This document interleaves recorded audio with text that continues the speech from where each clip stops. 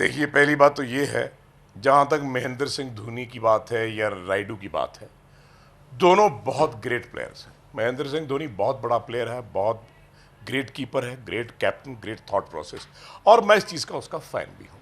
लेकिन मैंने ज़िंदगी में हमेशा ये माना है कि आदमी कितना भी बड़ा हो, एक अच्छा और नेक दिल, नेक दरिया इंसान होना चाहिए। उसको किसी का बुरा नहीं करना चाहिए, अपनी गैरत के लिए, अपनी कुर्सी के लिए, अपनी पावर के लिए उसको लोगों को ख़राब नहीं करना चाहिए। इंडियन टीम टूटी 1 by 1, मुझे बड़ा दुख हुआ। पता मुझे था क्या हो रहा है, क्योंकि मैं भी ड्रेसिंग रूम में रहा हूँ, मैं भी इंडियन टीम के लोगों को जानता हूँ बड़े अच्छी तरह। सब लोग मेरे दोस्त हैं, दिलीप वेंग सर तो मेरे बड़े क्लोजेस्ट फ्रेंड हैं, और मुझे पता है कहाँ पे क्या होता है। जब आपके ऊपर एक बहुत मुआजिब आदमी का हाथ हो जाए तो आप ज़िंदगी में दिमाग आपका खराब हो ही जाता है, ख़राब हो जाता है। सो मैं ये समझता हूँ कि धोनी जो है वो किसी न किसी वजह से एक प्रॉब्लम बड़ी हुई कि जब ये कप्तान बने, मैंने एक स्टेटमेंट दी कि ये कप्तान यूवी को बनना चाहिए था और ये गलत हुआ है, और वो बात उनके पास चली गई। हालांकि यूवी ने मेरे को फ़ोन किया कि पापा आप ऐसी बातें मत करा करो। मैंने कहा भाई मेरा ओपिनियन है, मैं ओपिनियन किसी को पूछ के नहीं देता, वेरी सिंपल। और फिर उसके बाद हम ताज होटल में जब पहली बार इनकाउंटर इस आदमी के साथ होता है, मैं और Dilip Sarkar we are very very good friends, और तब वो चीफ नेशनल सेलेक्टर थे जब महेंद्र सिंह धोनी को कप्तान बनाया और यूवी को वाइस कैप्टन बनाया। तो यहाँ पे मैच था और ये भाई साहब अंदर बैठे थे, सचिन थे, सब थे। मैं अंदर आया, सचिन उठ के मिला, हम बड़े बड़ी फोटोग्राफ्स हमारी। इनफैक्ट सचिन से किसी ने पूछा आप जानते हो कौन है, तो हंस पड़े हो, कहता यार मुझे मत बताओ, मैं जानता हूँ कौन है। तो बड़े प्यार से हम लोग मिले और सडनली मुझे दिलीप ने इंट्रोड्यूस कराया कि ये महेंद्र सिंह धोनी हमारे युवराज के पिता है। वो ऐसा बड़ा डर्टी लुक सा मेरे को दिया है। मैं विश करने जा रहा था, मैंने कहा चलो कोई बात नहीं, मेरे को गुस्सा भी बड़ा आया। चलो युवराज का डैडी छोड़ो, मैं इंडिया खेला हूँ, तुम्हारा सीनियर हूँ, एक चलो एक बाप हूँ किसी का, तुम उठ के कम से कम मुझे हेलो तो बोल दो। मुझे वो माहौल ठीक नहीं लगा, मैं बाहर जाने लगा। दिलीप ने मुझे रोका कि योग बैठो कुछ खाओ पियो। मैंने कहा नहीं, आप कंप्लीट कर लो अपनी मीटिंग, फिर बाहर चलते हैं। मैं बाहर जाके कॉरिडोर में खड़ा हो गया, वहाँ पे मैं खड़ा था तो ये भाई साहब अंदर से आते हैं, बैग लटकाया हुआ है इनके लेदर का एक, जिसमें शायद इनका लैपटॉप होता है या क्या होता है। ये जाते हैं, लेफ़्ट टर्न करते हैं और सडनली रियलाइज़ करते हैं कोई खड़ा है, टर्न करके मुझे देखते हैं। मैं फिर भी एक विश करने जा रहा हूँ, कैप्टन है, आदर सम्मान होना चाहिए। तो जैसी लुक इन्होंने दी तो मैंने पूछा क्या बात है भाई, तो ये चले गए। ये मेरा फर्स्ट इनकाउंटर है। मैं इससे जजमेंट करना चाहता कि एक इंसान कितना गरूर वाला हो जाता है कि एक साल पहले वो टीम में नहीं था, 16 सेक्टर टीम में बाहर से बैटिंग कर रहे थे और मैं भी वहाँ गया हुआ था। ये आके लोगों से बात कर रहे थे वहाँ जी बाजू लोग, यार हमें खिलाते नहीं हैं, हमें चांस नहीं देते हैं, ये है वो है। तो मैं एक बात कह के चला गया था, मैंने कहा कोई बात नहीं, लड़ना चाहिए ज़िंदगी में, तुम्हारा टाइम आ जाएगा।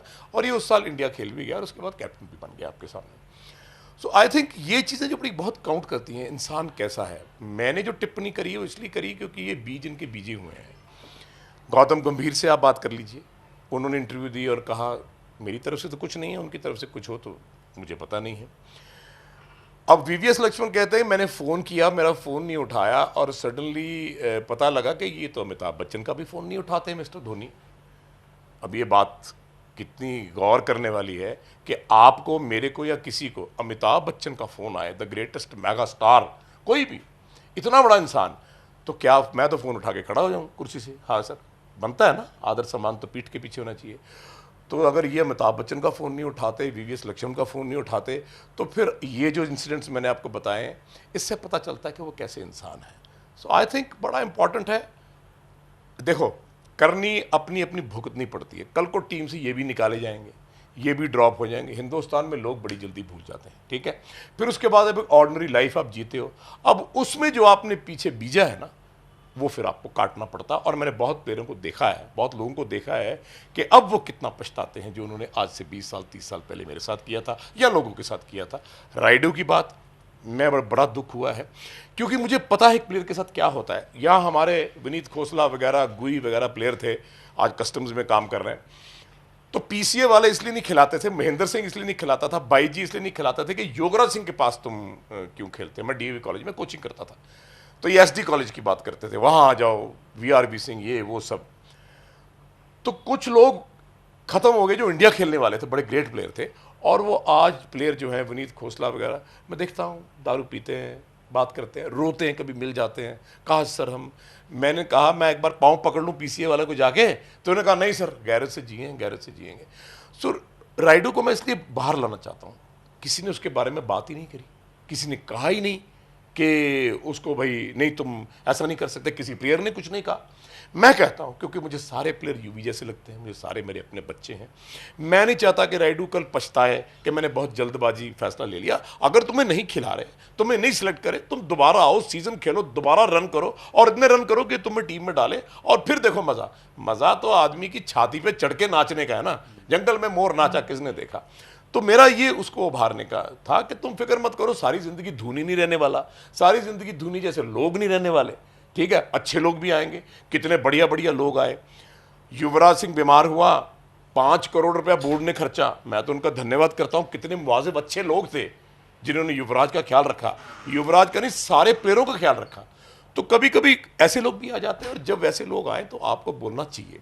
ये और बात है कि मैं डायरेक्टली बात करता हूं, सच बोलता हूं, मुंह पे बोलता हूं, लोग घुमा फिरा के बात करते, बात वही होती है।